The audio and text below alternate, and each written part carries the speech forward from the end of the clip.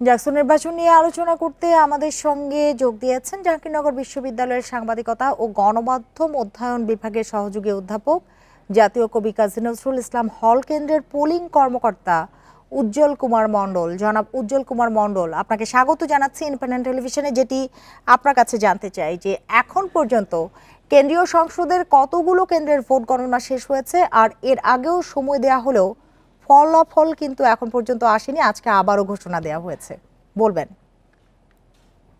হ্যাঁ, আপনাকে জানিয়ে রাখি ইতিমধ্যে আমাদের 20টি কেন্দ্রের ফলাফল শেষ হয়েছে গণনা করা। আর একটি কেন্দ্রের মাত্র কয়েকটি 30-40টি আমাদের ওএমআর রয়েছে, যেটা কাউন্ট করলে আসলে আমাদের আজকের ভোট গণনা শেষ হবে।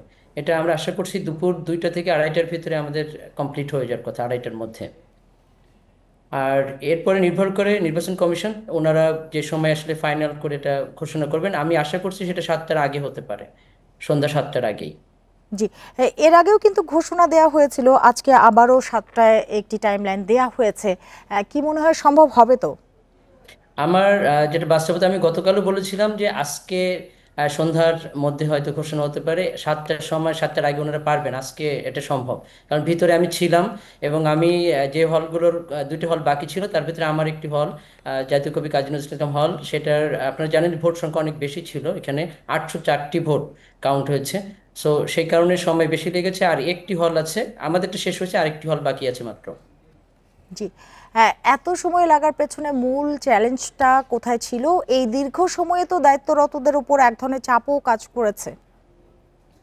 আসলে এই চ্যালেঞ্জটা আমি শুরু থেকে বলে এসেছিলাম, সেটা হচ্ছে আমাদের আসলে জানাই ছিল না, যারা আমরা ভোট কাউন্ট করেছি, যে এইভাবে ম্যানুয়াল পদ্ধতিতে ভোট কাউন্ট হবে সেটা আমাদেরকে একেবারেই কাউন্টিংয়ের জাস্ট আগে ভোট শেষ হয়েছে তারপরে জানানো হয়েছে। যেটা আমার মনে হয় যে এটা সুনির্দিষ্টভাবে নীতিমালা তৈরি করা দরকার ছিল। এবং যারা আমরা সারাদিন ধরে পোলিং অফিসারের দায়িত্ব পালন করেছি, ভোট গ্রহণ করেছি, তাদেরকে দিয়েই আবার রাতে একেবারে ওই সময় থেকে আমরা শুরু করেছি। এবং এটা অসম্ভব, আপনি 8,000-এর উপরে ভোট রয়েছে, সেটা অবশ্যই 2 থেকে 3 দিন লাগার কথা, যদি আমরা ওই 4জন বা 5জন আমরা এটা কাউন্টার করতে থাকি। তো সেটা আমার কাছে, যে কারণে আমরা গতকালও জানিয়েছিলাম যে যদি সম্ভব হয় তাহলে জাকসুর যে ভোটগুলো আছে অন্তত সেই ভোটগুলো যদি মেশিনে রিড করা যায়, তাহলে আমরা গতকালই আসলে রেজাল্ট দেওয়া সম্ভব হতো। কিন্তু নির্বাচন কমিশন আমাদের আসলে 1টা ঘন্টা ওইখানে আমরা বসেছিলাম, এরপর ওনারা জানালেন না, আমরা আবার যে পদ্ধতি ছিল সেই পদ্ধতিতে এই কাজগুলো করতে হবে। সো এই প্রক্রিয়াগত জায়গায় আমার কাছে মনে হচ্ছে বেশ কিছু সিদ্ধান্তহীনতা ছিল এবং বাস্তবসম্মত সিদ্ধান্ত এটা ছিল না। ওনারা প্রথমে ওএমআর এটা প্রিন্ট করেছেন, সবাই এটা জানে যে আমরা মেশিন রিডাবল হবে। হঠাৎ করে ওনারা একদিন আগে সিদ্ধান্ত নিলেন না, এটা কাউন্ট করতে হবে। ওনাদের উচিত অর্থাৎ ছিল। অর্থাৎ স্যার, আমি যদি বলি হাতে গণনা নিয়েই মূল আপত্তিটা, বা আপনি এই যে দীর্ঘ সময় লাগার পেছনে বা অব্যবস্থাপনার সবগুলি হাতে গণনার কারণেই কি এটি হয়েছে? এটার প্রধান সমস্যাটা হাতে গোনা। কারণ হচ্ছে যারা সারাদিন 9টা থেকে 5টা পর্যন্ত কাজ করেছে তাদেরকে দিয়ে আপনি একেবারে মানে বলা হচ্ছে যে মানে বিরতিহীনভাবে আপনি তাদেরকে দিয়ে কাজ করেছেন এই 2 দিন ধরে।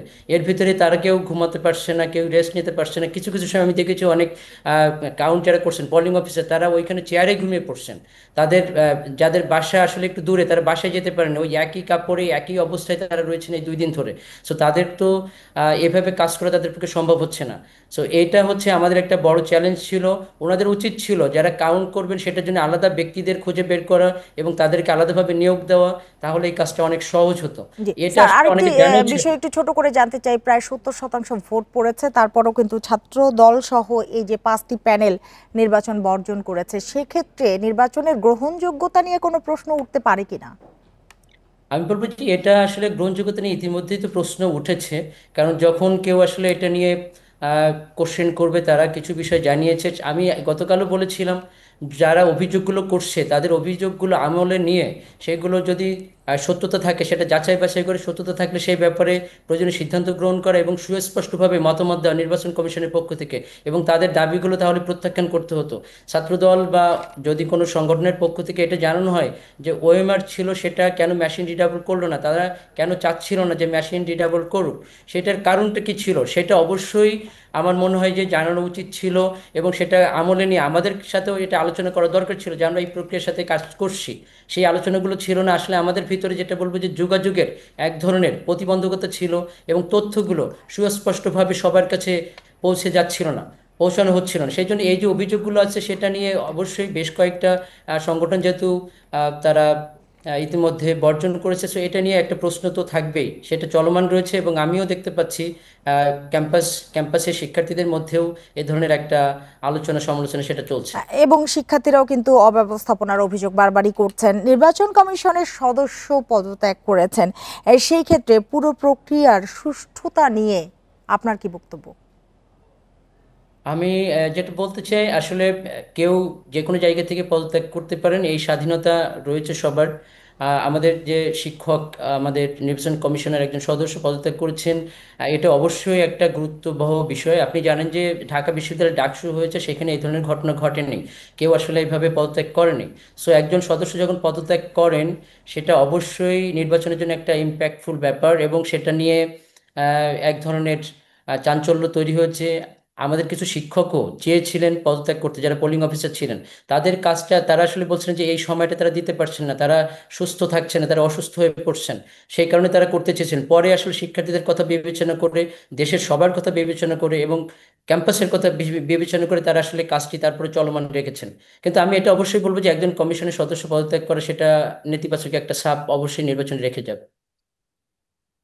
হ্যাঁ, জনাব উজ্জ্বল কুমার মণ্ডল, আপনাকে অনেক ধন্যবাদ আমাদের সাথে যোগ দেওয়ার জন্য, আমাদের সময় দেওয়ার জন্য।